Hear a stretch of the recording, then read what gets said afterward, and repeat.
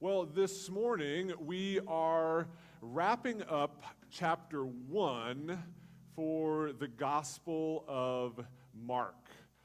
And so we've been looking at a lot of different things over the last couple of weeks, and now we're bringing together the start of Jesus' ministry. And as we think about the start of his ministry, I want you to think about this question.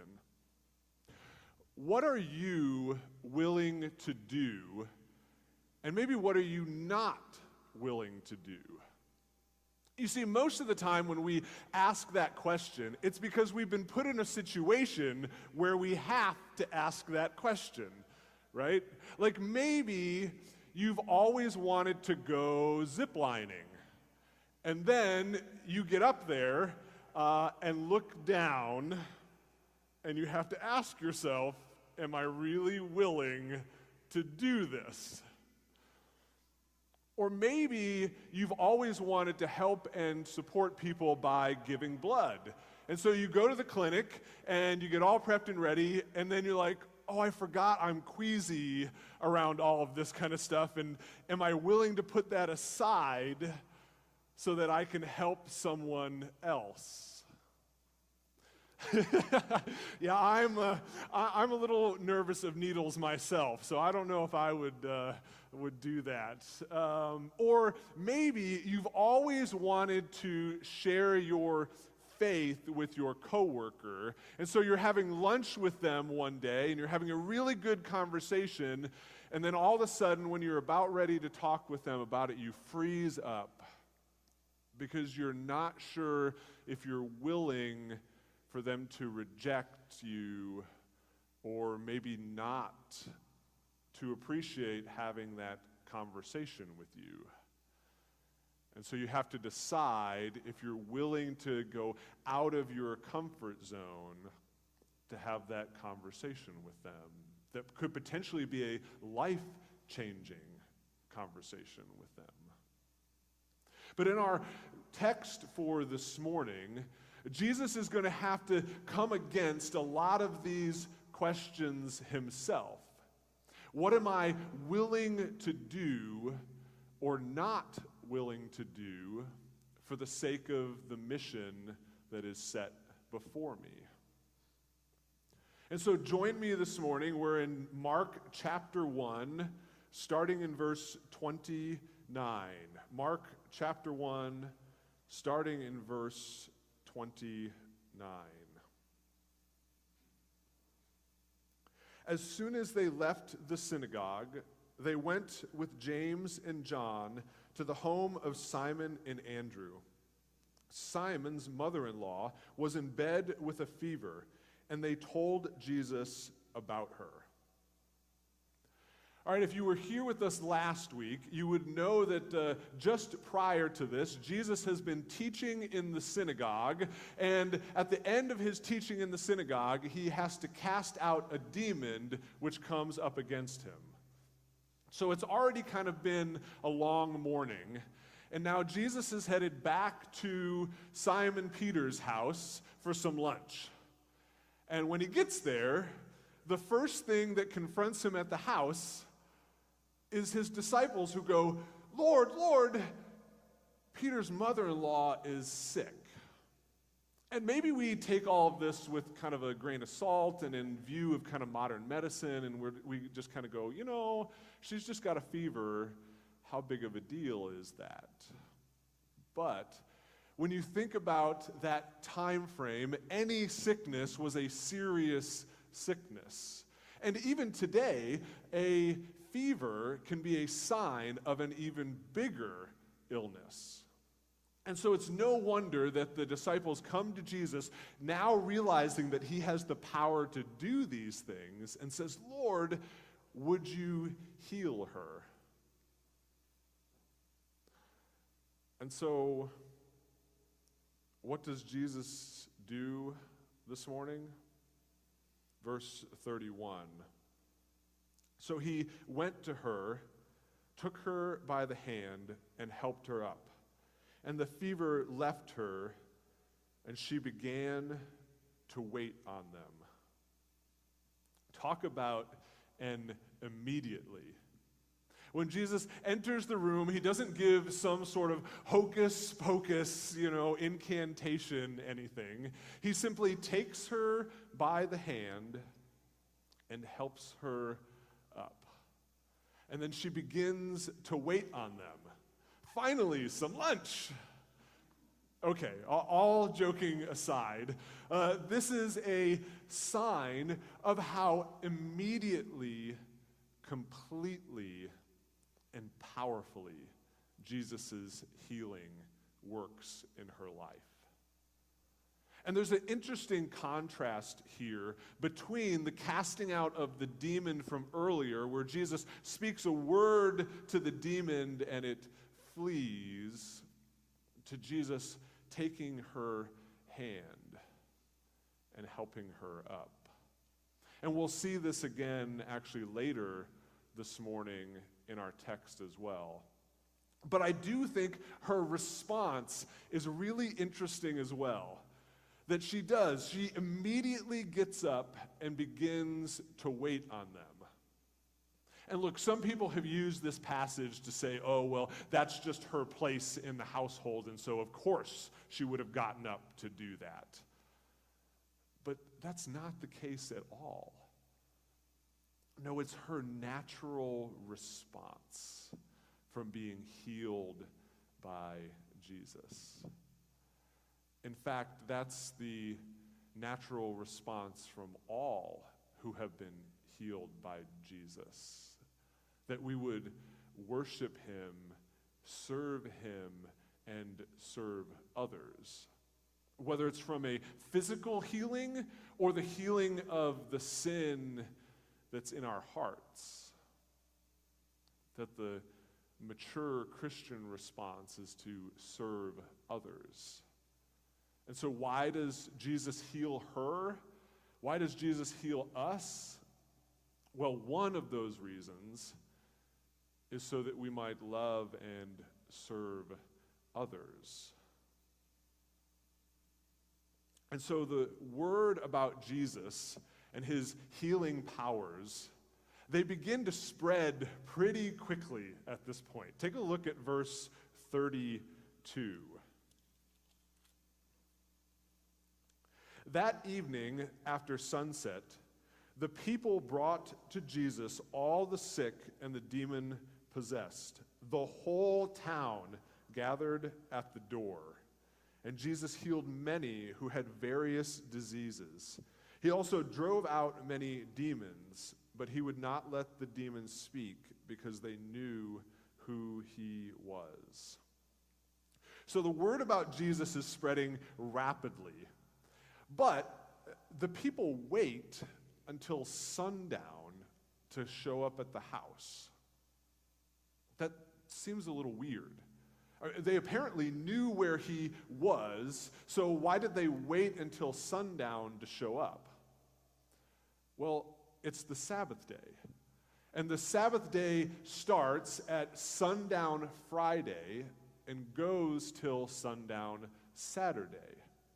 And you see the religious leaders of the time, they set this kind of rule in place where you could only walk 2,000 cubits on the Sabbath day, and anything over that would be considered work, and you can't work on the Sabbath day.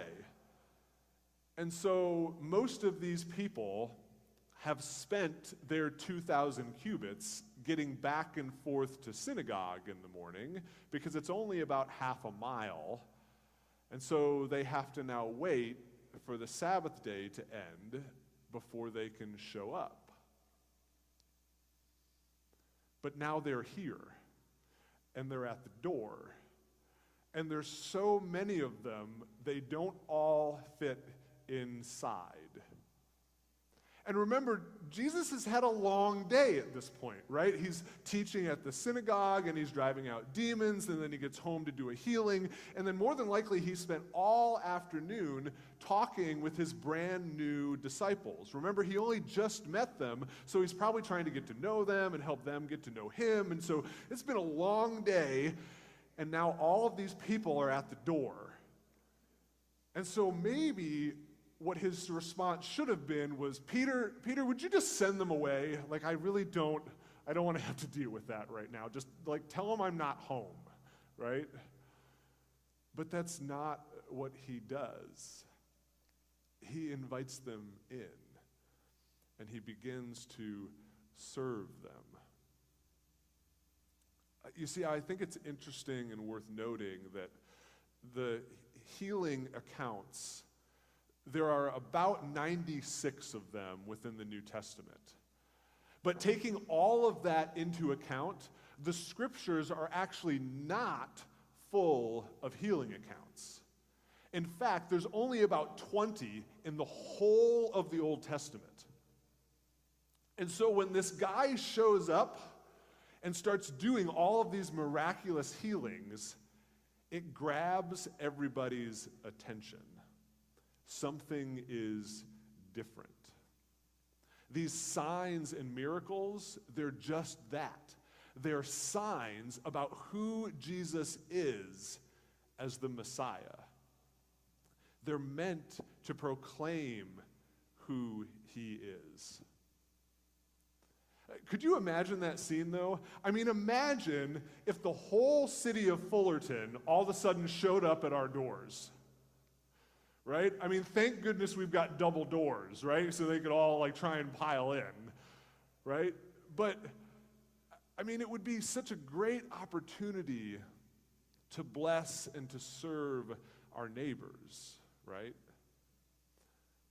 But I wonder if we would actually be willing to serve them.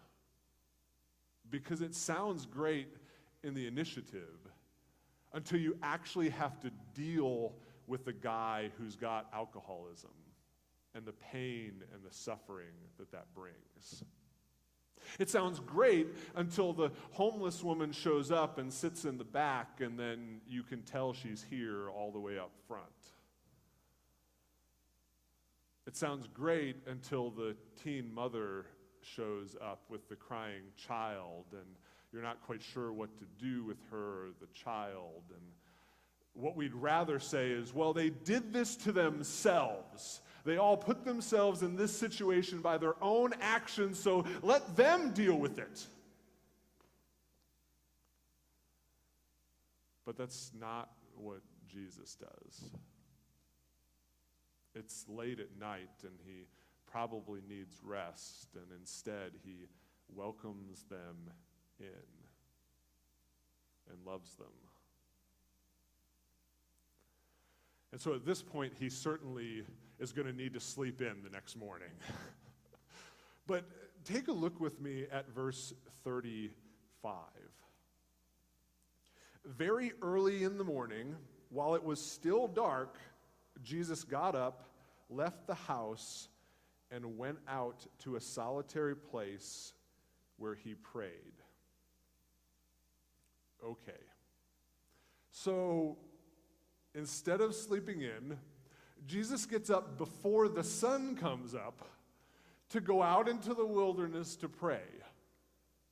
Well, right now, at about 6:30-ish, the sun comes up, right? In the summer, it comes up even earlier, and so it's maybe 4:30, 5 o'clock, and Jesus gets up after a long day to go out into the wilderness to pray. How many of you follow after Jesus' example and are up before the sun is to pray in the morning?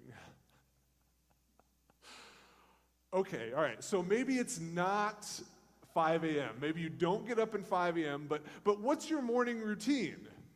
Do you get up and have your coffee, or do you grab for your phone to see what news you missed out on last night, or to check all your text messages, or to see what's going on? What does your morning routine look like? I mean, because I would bet that that's just it, that most of us, the very first thing we grab for in the morning is our phone, because we missed out on so much stuff that happened in the middle of the night. And so now you've spent 30 minutes in the morning deleting junk emails or scrolling Facebook or whatever. And then you end up rushing out the door and haven't prayed at all because there just wasn't time that morning to pray. But look, I get it. I get it. You know, you were up late last night, and so you got up early this morning, and then you had to get the kids' lunch ready, and you had to pack your own stuff because you had to get out to work, or you forgot to do your homework for class, and so you just had to get out the door, and now there just wasn't time for God this morning. And maybe your whole day goes like that. There just wasn't time for God today. But did you know that when the scriptures talk about generosity and giving of God our first fruits, that it doesn't just apply to our earthly possessions, it applies to our time as well? Do you give of God the first fruits of your time? Or does he get the last 5 minutes of your day when you're like trying to keep your eyes open before falling asleep at night? But what if we started our days in prayer? What if the first thing we grabbed for in the morning was our Bible?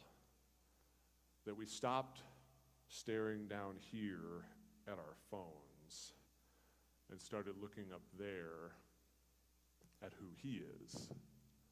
That maybe instead of being so worried about our to-do list, we would remember that Jesus says that if we seek his kingdom first, that all else will be granted to us. That who, by worrying for a single moment, can add an hour to their day. So why do we fret about it so much? And so maybe for you, it just looks like starting with 5 minutes in the morning. Maybe while you're sipping your coffee or while you're letting the water of the shower pour over you, where you just take a deep breath and sit on the couch and just focus on him for the morning. Or maybe for you, you already do that. And so maybe for you, maybe you need to think about adding a little bit more time in the morning or throughout your day to spend with him. Martin Luther had this really great quote where he says, you know, cobblers' jobs is to make shoes, and the tailor's job is to make clothing. Well, a Christian's job is to pray. Now, look, I'm not going to stand here this morning and tell you that if you would just pray harder and pray every morning, that the rest of your day is just going to be sunshine and rainbows, because that's nonsense.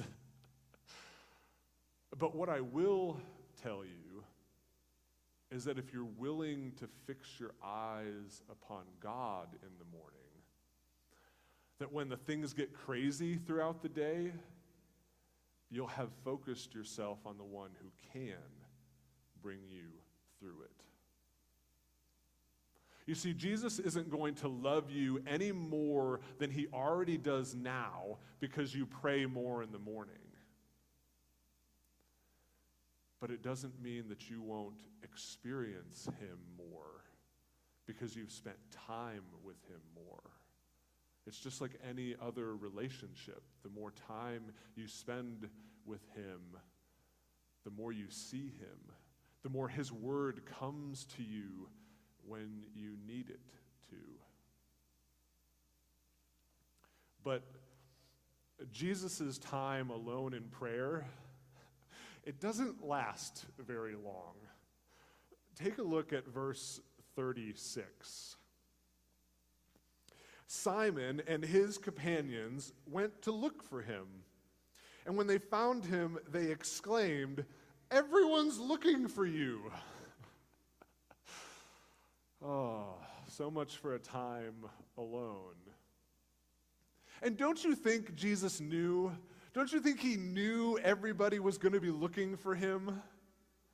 And yet still, he set the time aside to go off to pray. Because he knew that if he didn't spend the time on his own, he wouldn't have the time for others. That even he wouldn't be focused on what mattered. So he was willing to put that time aside.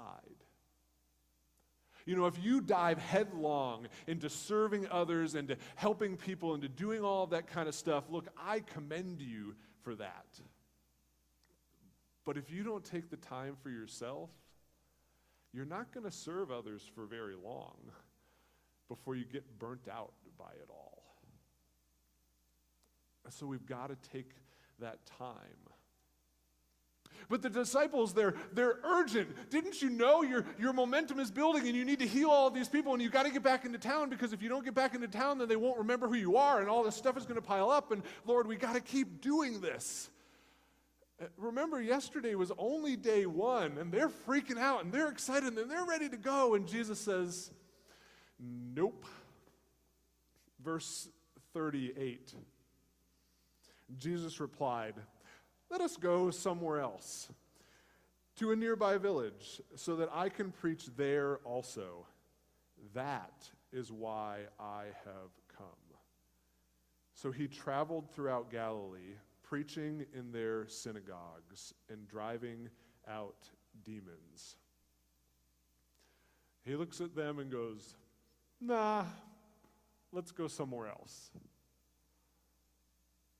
Because Jesus knew that his earthly ministry was not solely about physical healings.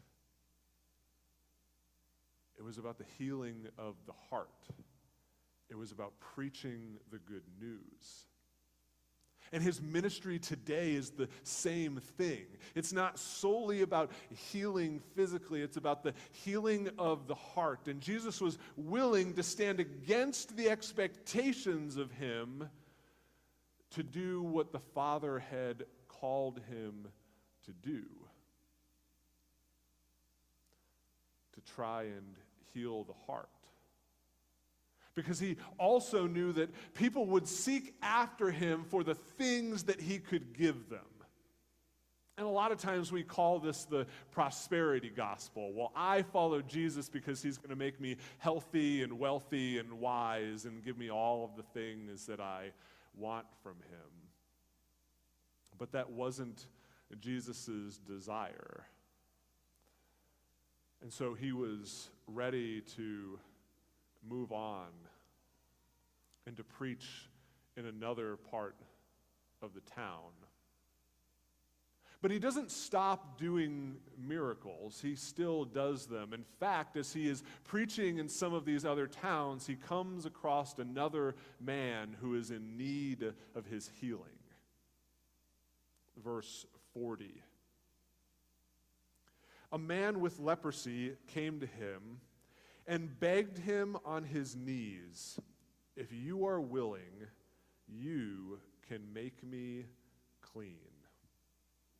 Now, we've talked about leprosy a number of times over the last couple of weeks, and so this bell should be going off in your heads going, what is he doing that close to Jesus? This man with leprosy should have come up going, unclean, unclean.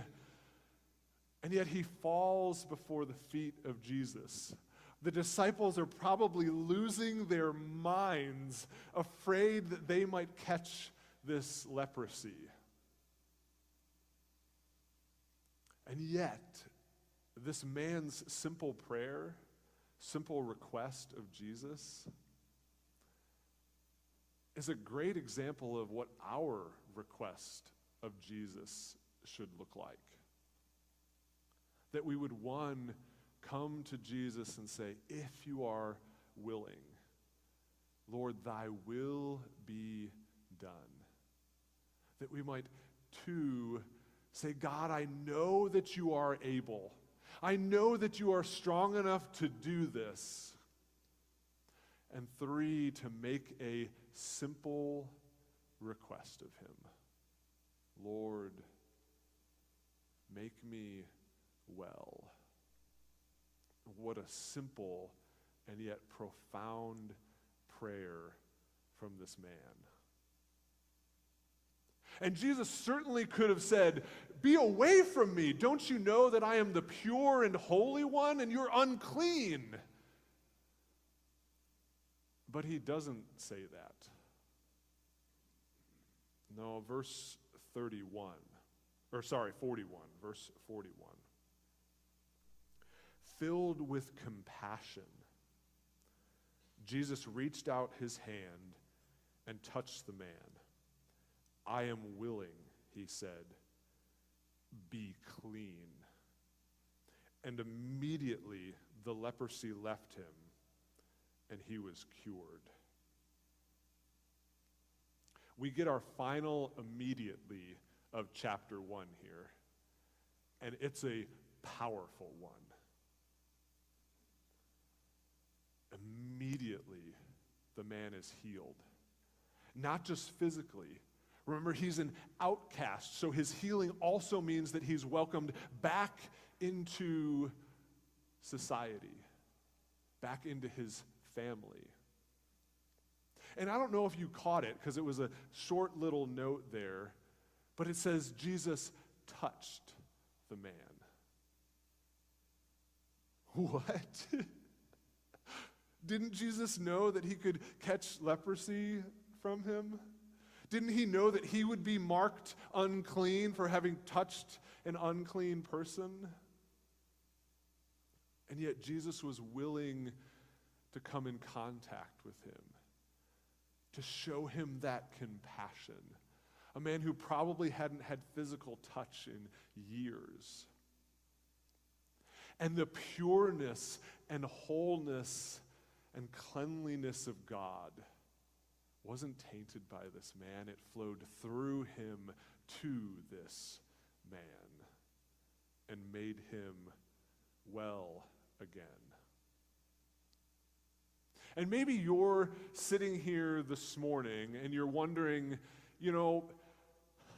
why doesn't he do that for me? Lord, I want your healing.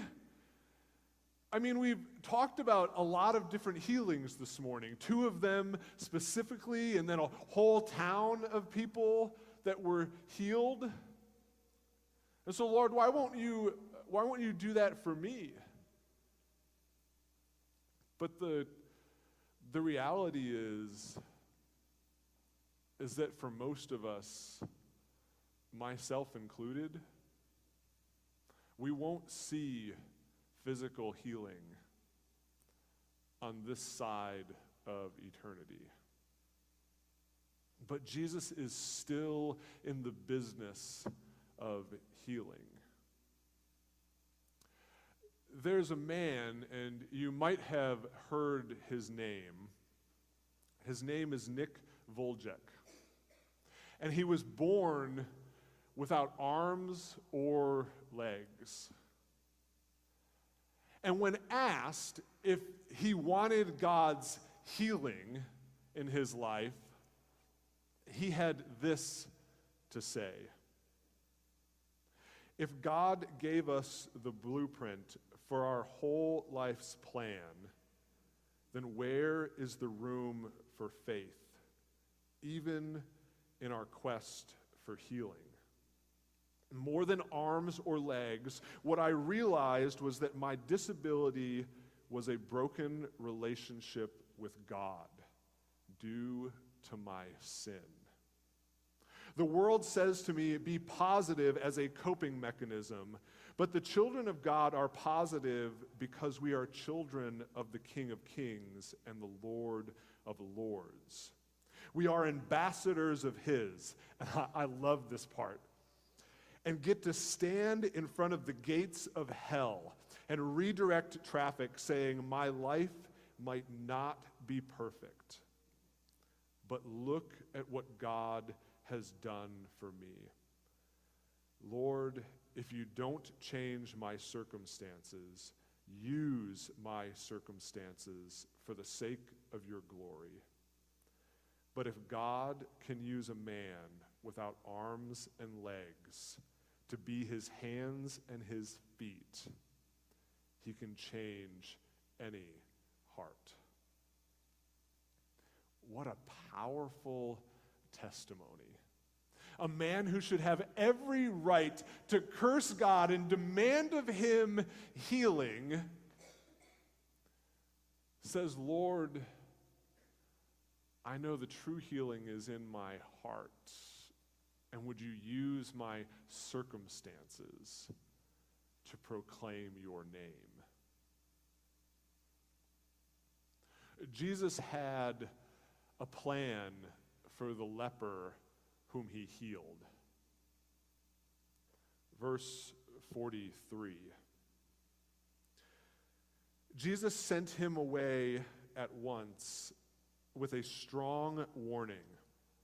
See that you do not tell this to anyone, but go, show yourself to the priest, and offer the sacrifices that Moses commanded for your cleansing as a testimony to them.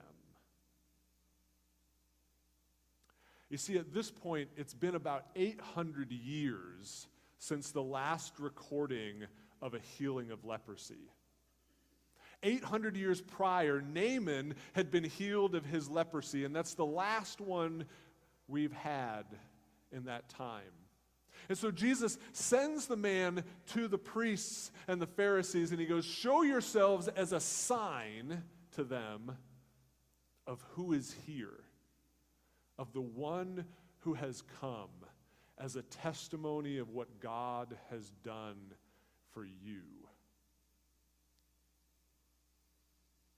But the man doesn't listen to him. Verse 45. Instead, he went out and began to talk freely, spreading the news, and as a result, Jesus could no longer enter a town openly, but stayed outside in lowly places. Yet the people came to him from everywhere. Now look, in this man's defense, it's kind of hard to keep a healing like that to yourself, right? I mean, almost every instance that we have of a great healing like this, people run out and tell others, right? I mean, that's why the house was flooded with people from the town from earlier. But because of this healing, because this man goes out and shares the news with everyone, there's consequences. Jesus can no longer enter a town openly. And so the end of our reading for this morning comes with this great reversal. The leper who was the outcast is now welcomed in, and Jesus is now forced out to the wastelands, to the outsides of the town. But there's something interesting here. Jesus could have said no to the healing, and then that wouldn't have happened. But he was willing to be separated for the sake of this one man. He knew the consequences of what might happen, and yet still he was willing and had compassion on this man. Later, Jesus would be willing to be separated again, this time for you and for me, separated on the cross, the pure and holy one for the unclean and unworthy ones. And, you know, unlike the leper, we're not asked to keep what God has done for us to ourselves. In fact, one of the greatest things that you can do to share your faith with somebody else is to share with them what God has done in and through your life. Whether it's a physical healing or forgiveness and the healing of your sins that you did not deserve. That's your most powerful testimony of the glory of God in your lives. You see, I don't know how many of you know this, but I was a competitive swimmer for most of my life. In fact, in high school, I competed on a swim team for all 4 years. But there was a problem. You see, about halfway through my junior year, I hurt my shoulder from about the top up here to about halfway down. And none of the doctors could figure out what was wrong or why it had happened. And so I kind of struggled through it for a while that season. And then I hurt my other shoulder in the same place from about up here down to the middle of my arm. And so I kind of finished out that season and wasn't sure what I would do my senior year, but I decided I was going to give it a try my senior year. And not long into my senior year, the pain from my shoulders got so great that I could only swim about 1,500 yards. And in comparison, a full swim practice is about 5,000 to 6,000 yards. So I was barely scratching the surface. But I had started the season, and I didn't want to give it up. And so I took a kickboard, and I kicked for most of the practices and only used my arms during the meets and the races. But the pain was so great. And then many of the guys that were on the swim team ridiculed me. I mean, why are you using a kickboard? Come on, do the rest of the practices. They just didn't understand. And every time when I got up on the blocks to start the race, I'd say a little prayer. Lord, I will give you my all and leave the rest up to you.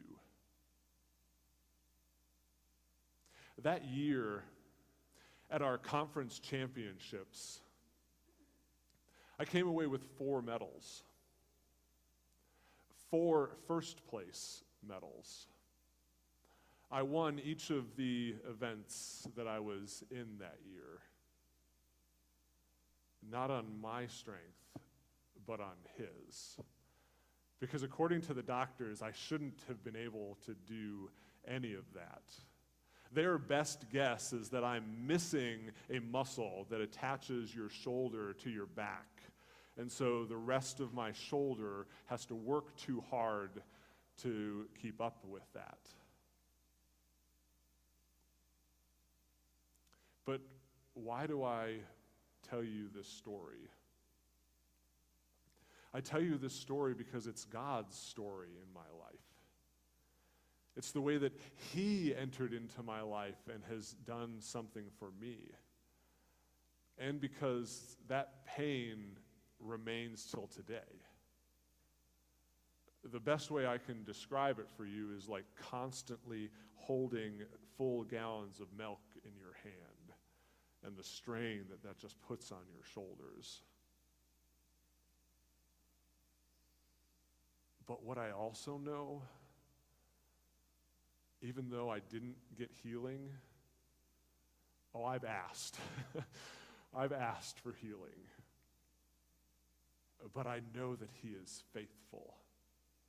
I know that He is good. I know that one day there will be healing, and that I've got a story to tell, because even though my shoulders aren't healed, He's kept me going.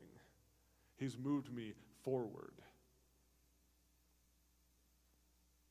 And so that's a question for you this morning. What's your story? What's the thing that God has done in your life? Whether it's a physical healing or a spiritual one where, man, there's no way he should have forgiven you for that. There's no way that he should have called you his child, and he does. He does. What's your story that he's using to speak to your heart and maybe to speak to the hearts of others? Are you willing to share it? Let's pray.